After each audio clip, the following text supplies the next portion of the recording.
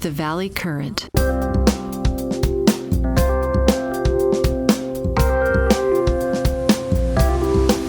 Statistically speaking, your nonprofit organization has a 99.9% chance of just never facing a random IRS audit. Right. You know, you could probably go your entire life serving on boards or reviewing budgets, doing good in the world without ever actually meeting a federal examiner. Oh, absolutely. Yeah. But, well, here's the catch. If their algorithm does target you, there is an 87% chance you are going to pay. Yeah, that's the scary part. And depending on, what documents you signed or what taxes you voted to defer, you could find your personal bank accounts drained or, even worse, face federal prison time. So, welcome to the deep dive. It really is the ultimate high-stakes trap for the unwary. People assume that volunteering or just putting a nonprofit label on an organization provides this protective halo. Right. And it really doesn't. No, it doesn't. And that is exactly our mission today. We are breaking down a really fascinating piece of source material. It's this fall 2026 ELG newsletter titled How to Handle IRS Audits of Nonprofit Entities by Jack Russo, MBA and JD. It's a great read. It really is. So whether you sit on a charity board or maybe you're planning to found one, or even if you're a major donor, we are going to equip you with the insider knowledge of how the tax exemption plumbing actually works. Yeah, the real mechanics of it. Exactly. And the core thesis of this document is, honestly, it's going to completely change your perspective. It basically says an IRS audit is won or lost years before the government ever even knocks on your door. Which is just a massive paradigm shift. Yeah. Because when most people picture an audit, they imagine, a letter arriving in the mail, and that's the starting gun. Right. Like, oh no, we got the letter. Exactly. They think, okay, now we gather the team. Now we figure out our defense. Yeah. But this material dismantles that completely, because by the time that examiner's letter arrives, the concrete has already dried. The concrete is dried. Yeah. Your board minutes, your compensation files, your donor receipts, they are all already fixed in time as evidence. Okay, let's unpack this. Because to understand why the stakes are so high right now, we really have to start with the operational reality of the modern IRS. Right. The newsletter lays out these startling statistics about enforcement that, well, at first glance, they feel like a total contradiction. It's kind of the paradox of the modern audit. It really is a paradox, yeah. So let's look at the raw numbers here. According to the text, the IRS AEGE, which is the Tax-Exempt and Government Entities Division, they suffered a massive 31% staff cut in 2025. Which is huge. Yeah, that was the deepest cut of any unit in the entire IRS. Literally a third of their specialized workforce just evaporated. And because of that, the actual volume of audits is just collapsing. The data shows they conducted just 666 Form 990 series exams in fiscal year 2024. Yeah, just 666. Right. And let me put that in context for people. There are roughly 1.4 million charities out there. Yeah, it's a drop in the bucket. It's a 1 in 2,300 chance of facing an audit. So a board member hears that and naturally thinks, oh, we are invisible. Yeah. We can just relax. But see, that is exactly where the trap springs. Oh, really? Yeah, because the IRS knows perfectly well they don't have the manpower to fish with a massive net anymore. Right. They can't do these random field audits, so they completely changed their strategy. The Government Accountability Office, the GAO, they studied this and found that nearly 70% of Form 990 examinations are now entirely data selected. Wait, hold on. So if they have no staff, they can't do random audits. This means they must rely entirely on algorithms. Entirely. So the IRS isn't a team of accountants walking around with briefcases anymore. They're basically an IT department running predictive analytics. That is exactly the reality now. They are using these highly sophisticated data models to select their targets. Wow. And the GAO found that the primary selection model the IRS uses, it produces a change to the return 87% of the time. 87%. Yeah, think about that hit rate. So they aren't fishing with a net. They are using a highly calibrated algorithmic spear gun. Exactly, a spear gun. And if they shoot, they almost never miss. Right. And what are they aiming at? The Form 990. 990. It's not just an informational tax return anymore. It is literally the bait and the evidence all rolled into one. Right. The algorithms are looking for discrepancies. They are looking at the ratios of your executive compensation to your program expenses, for example. So they're scanning the math. And they are looking at whether you checked certain boxes regarding your governance policies. It is not bad luck anymore. it's math. The source actually compares it to fire insurance. Yeah. You don't expect your house to burn down, but you still buy the policy because the severity of the event is just catastrophic. Exactly. So if the IRS is only striking when the data model flags a target, how does a board protect itself? Like, how do you make sure the algorithm just skips over you? Well, you have to build what the author effectively describes as an evidence time machine. An evidence time machine. Yeah. And the guiding philosophy here is this brilliant quote from the text, "Memory is not evidence." Memory is not evidence. Meh. That line really stopped me in my tracks. It is honestly the hardest lesson for a new board member to learn. I can imagine. Because let's say an examiner shows up today and asks why your CEO was paid $500,000 3 years ago. Right. If your response is, oh, well, the board had a long meeting about it and we looked at some salary surveys and everybody agreed it was fair. Yeah, sounds reasonable. The IRS gives that exactly 0 weight. Because if it isn't documented in the contemporaneous minutes, it just didn't happen. Precisely. If it's not written down at the time, it doesn't exist.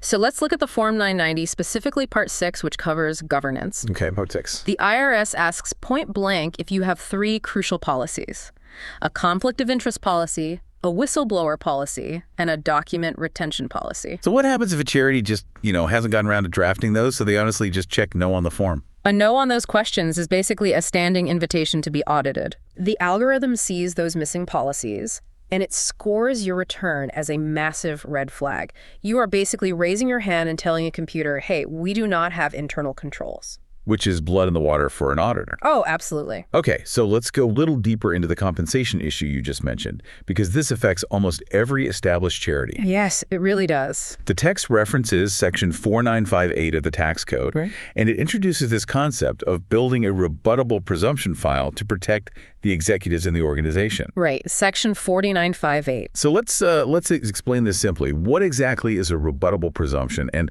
why does a board need it? So think of it like a legal force field. Okay, a force field. Normally, in an audit, the burden of proof is entirely on you. The IRS says, hey, you paid your CEO too much and you have to prove that you did it. Which seems hard to do. It is very hard to do years after the fact. But if you build a rebuttable presumption file correctly, you flip the script. Oh. You shift the burden of proof onto the IRS. That's huge. Right. Now, they have to conclusively prove the compensation was unreasonable. So what does this all mean in practice? Like, that sounds like a massive advantage. But how do you actually turn the force field on? You need 3 specific things, and they have to be done before the compensation is finalized. Okay, that's first. First is independent approval. The people voting on the salary cannot have a conflict of interest. Like, the CEO can't be in the room voting on their own bonus. Right, that makes total sense. Second, comparability data. You have to gather data showing what similar executives make at similar-sized charities in similar geographic areas. So you can't just guess. You need actual receipts. You need hard data. You can't just say, well, it feels right. And third, and this is where most charities completely fail, you need a written record created within 60 days of the decision. 60 days. Yes. You have to document the debate, the data you relied on, and the final vote, and then file it away. So if it's December and the board says, hey, the CEO did a great job, let's throw him a $50,000 bonus. Right. And they just cut the check and plan to justify it later, maybe at the January meeting, they have completely forfeited that legal force field. They've lost it entirely. The concrete dried the moment that check was cut. Wow. And this strictness, it doesn't just apply to executive pay, it applies to your donors as well. Oh, right, the donor receipts. Yeah. The source spends significant time on Section 170F8, which governs donor acknowledgments. Okay. And it specifically cites a case that should terrify every development director out there. It's called the Albrecht standard. Yeah, this was a genuine wake-up call for me reading this. We're talking about a donor losing their entire charitable tax deduction just because of a late or missing receipt from the charity. It's exactly right. Walk us through how brutal this standard actually is. It is entirely unforgiving. To claim a tax deduction for a gift of $250 or more, a donor must have a written acknowledgement from the charity. Okay. And they must have it in their hand before they file their tax return. Before they file. The Albrecht case made it crystal clear that this requires strict, literal compliance. So wait, there is no room for a fairness argument. Yeah. Like, a donor can't go to tax court and say, look at my bank statements, I clearly gave them $1 million. The charity built a new hospital wing with it. It's obviously a real donation. The tax court will not care. Yeah. The standard leaves zero room for equity. If the charity forgot to include the mandatory language stating whether goods or services were provided in exchange for the gift, Right. or if they just, mailed the letter too late, the deduction is denied entirely. That is wild. Imagine being the board chair who has to call up a massive donor and explain that because your staff dropped the ball on a piece of paper, the donor now owes the IRS hundreds of thousands of dollars in back taxes and penalties. I mean, that is a relationship-ending event. It's an organizational disaster. It really is. So if I'm listening to this and I'm a board member who, just joined to help build affordable housing or save the rainforest. Right. You just want to do good. Exactly. And now I'm paralyzed by the fear of missing a 60-day window or a specific sentence on a receipt. How do I actually manage this without just drowning in administrative anxiety? Well, the author lays out a very practical solution for exactly this. He calls it the annual cycle. The annual cycle? Yeah. It is a 5-step rhythm that shifts this whole thing from an anxiety-producing mystery into just a normal business process. Okay. Break that down for us. Step 1, adopt the required policies. Just get them on the books. Step 2, document as you go. So no catching up at the end of the year. Right, meaning your minutes, your compensation files, and your donor acknowledgments happen in real time. Got it. Step 3, file a board-reviewed Form 990 on time.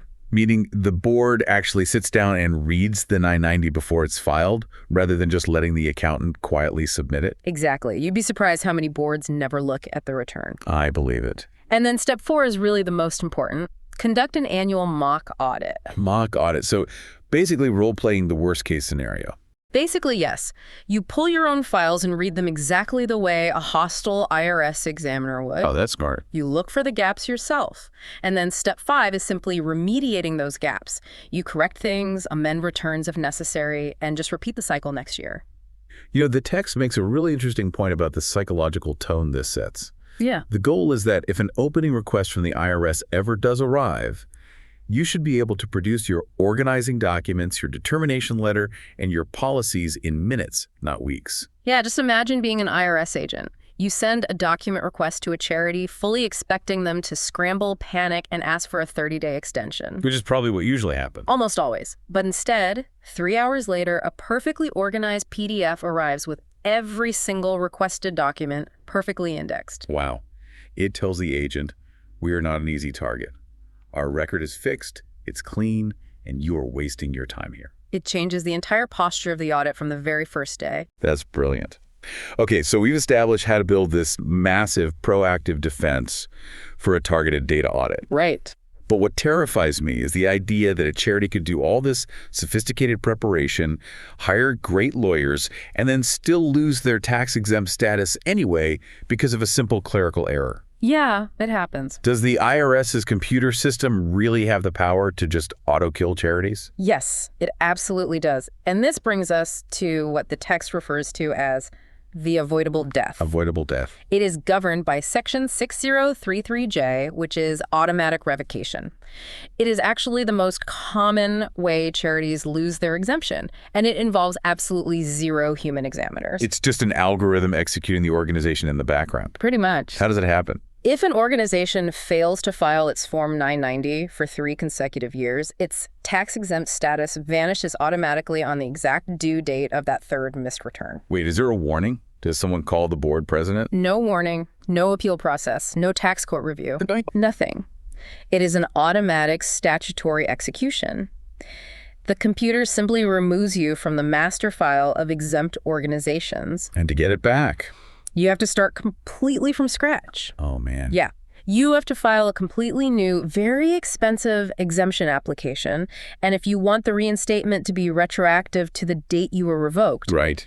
you have to undergo this grueling process to prove reasonable cause for why you missed the filings in the first place. That sounds like a nightmare.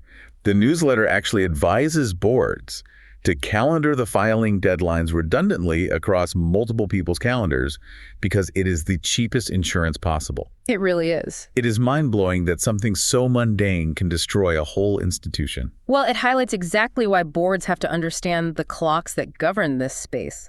Everything operates on a timer. So if I'm on a board, how do I track these ticking clocks? The text outlines 3 distinct timelines every board needs to know about regarding how far back the IRS can actually look. Right, so the standard clock is 3 years. 3 years. Under ordinary circumstances, the IRS has 3 years from the date you file your Form 990 to assess any additional taxes or penalties. Once that 3-year window closes, that tax year is generally safe. But there are exceptions, obviously. Significant exceptions. If there is a substantial omission of items that should have been reported, that clock automatically doubles to 6 years.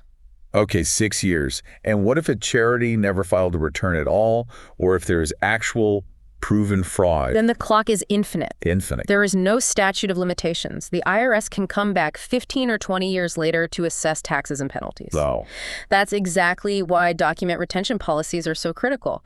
If the IRS comes asking about the year 2010 and you threw away the records because you thought a decade was long enough, you're entirely defenseless. You have no time machine. Exactly. So those are the structural administrative killers.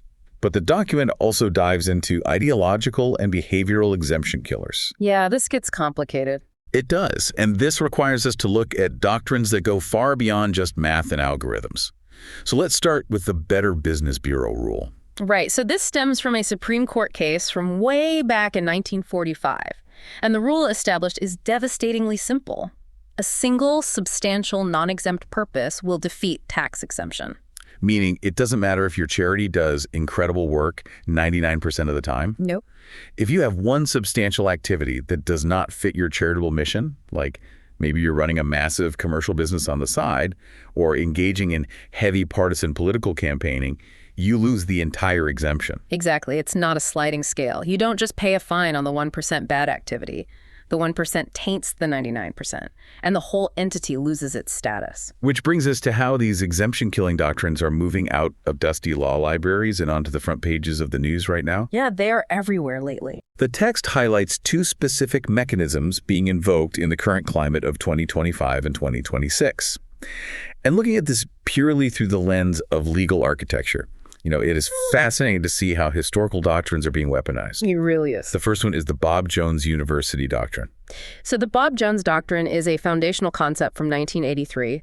It established that to be tax-exempt, a charity must not violate fundamental public policy. Okay. Originally, this was built on a decades-long national consensus against racial discrimination in education. The Supreme Court said you cannot enjoy a taxpayer subsidy if your core operations violate established fundamental public policy. Which makes sense.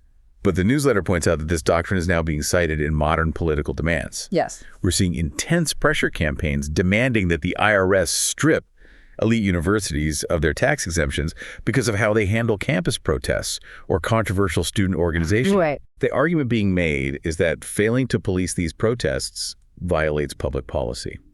And just to be totally clear to our listeners, we are entirely neutral here. We are not taking political sides on university protests or geopolitical conflicts. We are strictly analyzing how these legal mechanisms are being utilized. Exactly. And what the author notes is that this is a massive stretch of the original legal framework.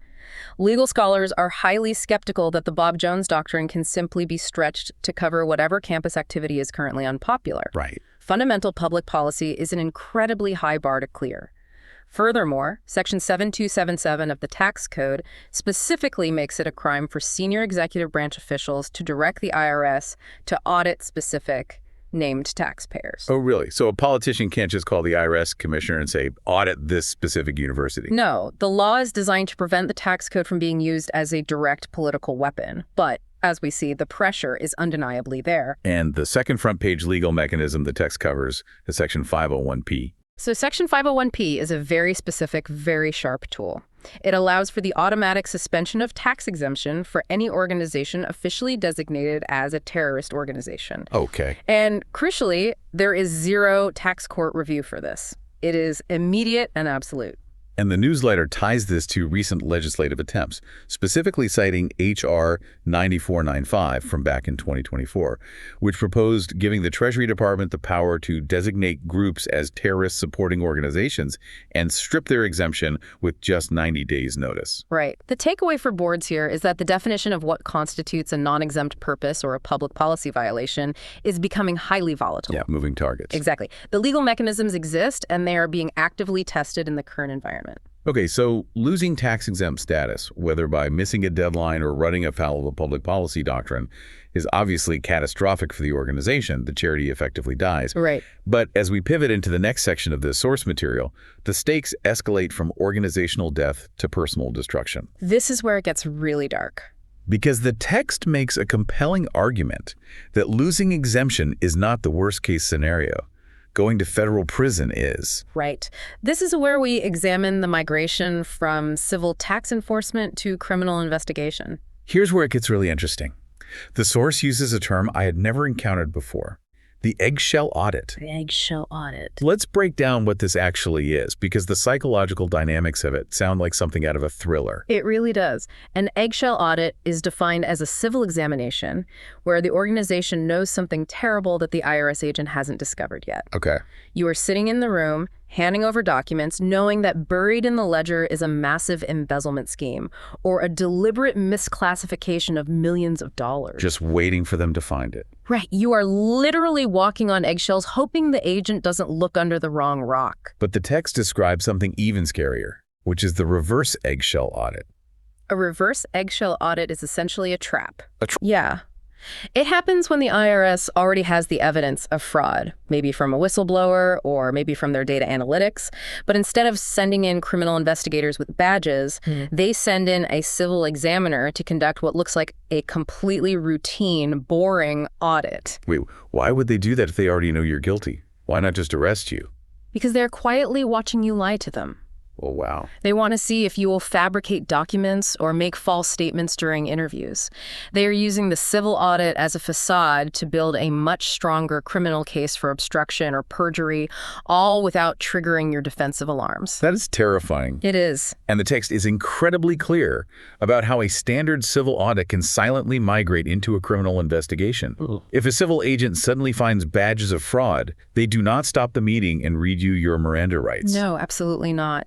The Internal Revenue Manual specifically trains civil agents not to alert the taxpayer. Yeah. If an agent finds solid evidence of fraud, they suspend the examination silently. They go back to their office and they file a Form 2797, which is a referral to the Criminal Investigation Division. So if you're the board, how do you even know it's happening?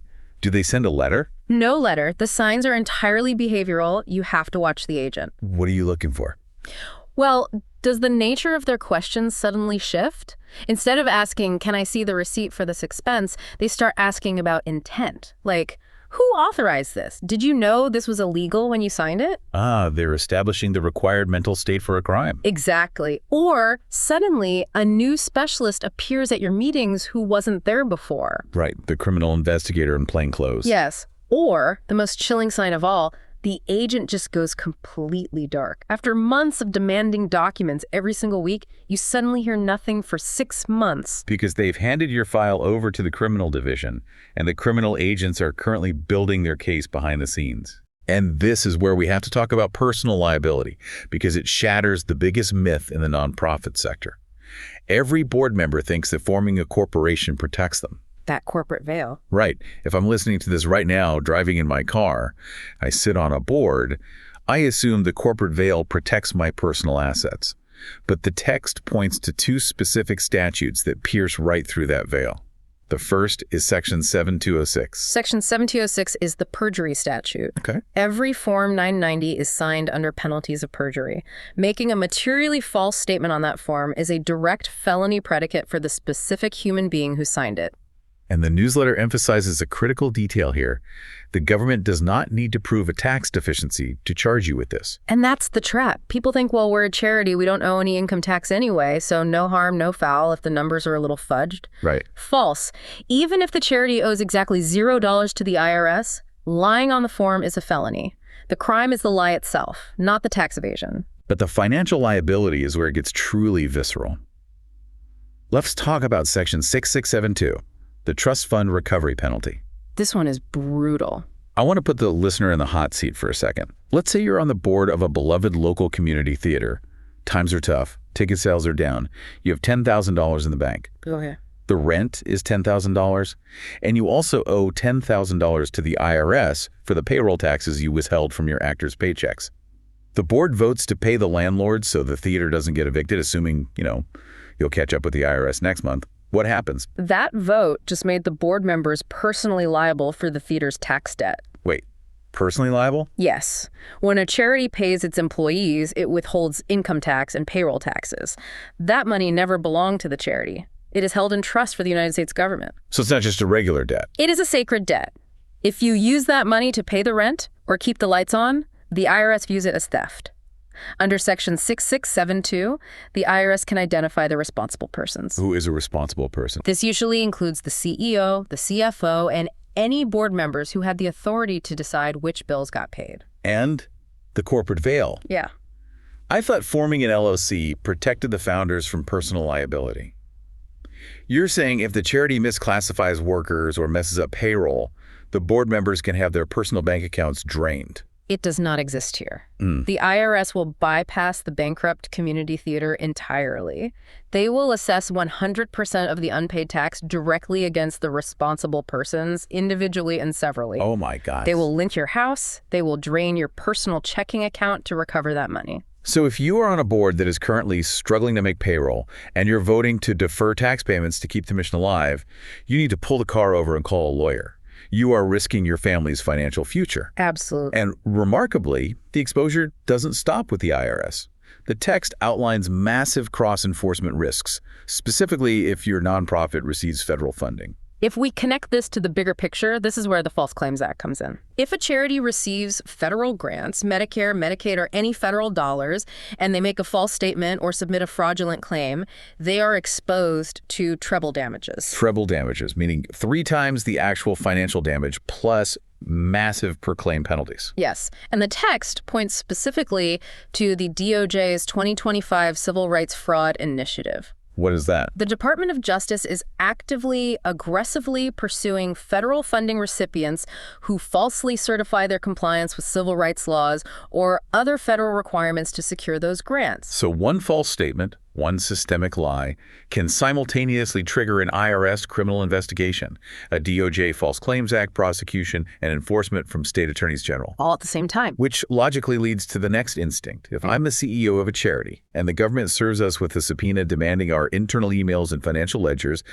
my immediate reaction from watching too many courtroom dramas is, I'm pleading the fifth. Right. I am not handing over documents that are going to send me to prison. And that instinct, while completely human, will walk you right into what the author calls the privilege trap. The privilege trap. Because for a charity, that instinct is entirely wrong. This was the most counterintuitive part of the whole deep dive.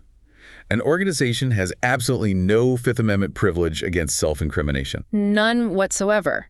This is rooted in long-standing Supreme Court precedent, specifically cases like Bellas and Braswell. It operates under what is called the collective entity doctrine. How does that work? Why wouldn't I have my rights? The Supreme Court has ruled that the Fifth Amendment is a purely personal right. It protects natural persons. Artificial entities, corporations, LLCs, and tax-exempt nonprofits do not have a Fifth Amendment right. Wow. They cannot refuse to turn over their records by claiming self-incrimination. Okay, but charities don't hand over documents. People do. What about the records custodian? What if the government subpoenas the CFO for the charity's ledgers? Can the CFO say, I refuse to hand these over because these ledgers will incriminate me personally? No, they cannot. The courts have ruled that when you act as a records custodian for an entity, you hold those documents in a representative capacity, not a personal one. You have to produce them. You must produce the entity's records, even if those very records contain evidence that will send you, personally, to prison. That is a brutal legal reality. You are legally compelled to hand over the rope they are going to use to hang you. It is brutal. Which makes navigating internal investigations incredibly perilous. Let's say a whistleblower tells the board that the CEO is embezzling. The board panics and hires a law firm to investigate. The lawyer sits down with the CFO to ask what they know. The CFO assumes, great, the charity's lawyer is here to protect us. This is a classic, dangerous scenario, and it is governed by the requirement for Upjohn warnings. Upjohn warnings. When corporate counsel interviews an employee, they are operating under a strict ethical duty. The lawyer represents the organization as a legal entity, not the individual employees. So the lawyer has to read them a sort of corporate Miranda warning. Exactly. Before the interview starts, the lawyer must explicitly state, I represent the organization. I do not represent you. That must be an awkward conversation. Very. They have to say the organization holds the attorney-client privilege regarding this conversation. And most importantly, the organization can choose to waive this privilege and hand everything you say today over to the Department of Justice without your consent. So what happens if the lawyer feels awkward and skips that warning just to make the employee feel more comfortable? It's a disaster. If they fail to give the upjohn warning, the employee can later claim they thought the lawyer represented them personally. Oh, I see. This can blow up the organization's privilege entirely, disqualify the law firm, and result in severe ethical sanctions for the attorney. So the lawyers have to be incredibly precise. What about the numbers people? If the board suspects embezzlement, they're going to need a forensic accountant to look at the books. Does attorney-client privilege cover the CPA? Not automatically, and this is a massive pitfall. Yeah. There is a statutory tax practitioner privilege under Section 7525 of the tax code, but the newsletter explicitly warns boards that this statute is, quote, too weak to lean on. Why is it weak? Because it vanishes entirely in criminal matters. It only applies to civil proceedings. Wow. So the minute that civil audit silently migrates into a criminal eggshell audit, the CPA's privilege evaporates and they can be subpoenaed to testify against the charity.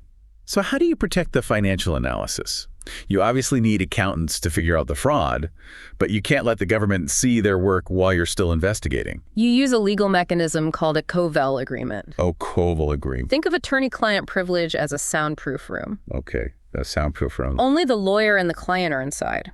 If the board hires a CPA directly and invites him into the room to look at the books, the door is propped open and the IRS can hear everything. So how do you get the accountant in the room and keep the door shut? The lawyer hires the accountant, not the board. Under a Covell agreement, the accountant is legally positioned as a translator or an agent of the attorney. Oh, that's clever. They are there specifically to help the lawyer understand the complex financial data, so the lawyer can provide sound legal advice. By structuring it this way, the accountant is pulled into the soundproof room, and their work falls under the umbrella of the attorney-client privilege. The mechanics of survival here are just incredibly precise. You cannot wing this. You can't just have the board president start interviewing staff and looking at QuickBooks. No, that's the fastest way to prison. The text actually maps out a very specific survival protocol if a real problem is uncovered. It is a sequenced, disciplined protocol. The first rule is routing everything through a single point of contact. One team, one file, one voice. Makes sense. You have to operate under the assumption that any concession you make to a civil IRS agent will be instantly handed to a federal prosecutor. And what is the actual sequence for repairing the damage? First, you conduct a privileged internal investigation, usually directed by an independent committee of the board, meaning board members who are not implicated in the problem. Right.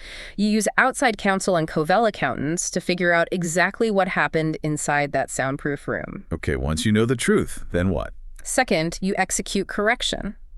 If executives were overpaid, they repay the excess benefits with interest. The charity makes corrective distributions, and you file amended tax returns. And third, the most crucial step if the conduct was willful. You make a considered strategic voluntary disclosure to the IRS before they knock on your door. You go to them before they come to you. Exactly. The IRS has a formal voluntary disclosure practice. If you come forward, admit the fraud, pay the taxes, and cooperate fully before they find you, they generally will not recommend criminal prosecution. But it's a race. It is absolutely a race. If their algorithm flags you or a whistleblower reports you before you make that disclosure, you lose the protection entirely. We have covered an immense amount of ground today. I mean, from algorithms and rebuttable presumptions to automatic revocation, eggshell audits, and Covell agreements. Let's try to synthesize this for the listener. The newsletter distills this entire landscape into 4 core operating principles. Right. First, run every single examination, no matter how routine it seems, through one coordinated response. Second, master the legal theories that can end your exemption. Understand what can actually kill your charity. Third, operate under the assumption that any civil exam can migrate into a criminal investigation. And fourth, treat governance, strict documentation, and privileged internal investigations not as administrative chores, but as the absolute core of your risk management. If a board member listening right now takes away only one practical, actionable item from this entire deep dive, it should be the mock audit. Yes, the 26 questions detailed in the appendix of this newsletter. The author provides a diagnostic checklist of 26 highly specific questions. They aren't generic. They are things like, could we produce our organizing documents and bylaws within 1 hour? Or is every single gift over $250 covered by a perfectly formatted written acknowledgement? Right. Who, by name, owns the redundant filing calendar to prevent our automatic revocation? And the instruction is brilliant in its simplicity. Answer these questions in writing, in the boardroom, before the IRS ever makes contact. Any question the board cannot confidently answer with a yes and back up with paper immediately becomes the agenda for the next quarter. It is the ultimate proactive defense. You run the audit on yourself, you build the file, so that if the algorithmic spear gun ever does fire and the letter arrives, it arrives at a fortress that was already built, just waiting for it. It fundamentally changes how you view that protective nonprofit halo. It's not a halo, it's armor, and you have to forge it yourself. But I want to leave you with a final provocative thought that takes everything we've just discussed and pushes it one step further. Okay. We've spent this entire time talking about how the IRS uses data models to algorithmically score Form 990s, hunting for that 87% failure rate. Right, the homing beacon. Right. The Form 990 is a homing beacon. But here is the thing about Form 990s. They are public documents. By law, charities must make them available. Anyone can download them from the internet right now. Yeah, it's true. So if the IRS's data models are now capable of finding an 87% failure rate just by algorithmically scoring public PDFs, how long until watchdog groups, investigative journalists, and major institutional donors start running those exact same open source algorithms on your filing? Oh, the technology is absolutely already out there. AI can scrape and score thousands of 990s in seconds. Exactly. Donors aren't just going to look at glossy brochures anymore. They are going to run your public tax returns through predicting models to see if you have governance red flags before they ever decide to write you a check. The IRS might only audit 1 in 2,300 charities. But the public, your next big donor might be running a shadow audit on you right now using the exact same math, and you would never even know it. A chilling thought to mull over at your next board meeting. Led by Jack Russo, Computer Law Group LLP is a bespoke business litigation and founder-friendly boutique law firm with offices and licensed attorneys in Silicon Valley, New York, and Tampa Bay. And you can reach Jack at jack@computerlaw.com and his team at www.computerlaw.com, where the newsletter we refer to is published in detail and readily available, commitment-free with no paywalls or other charges.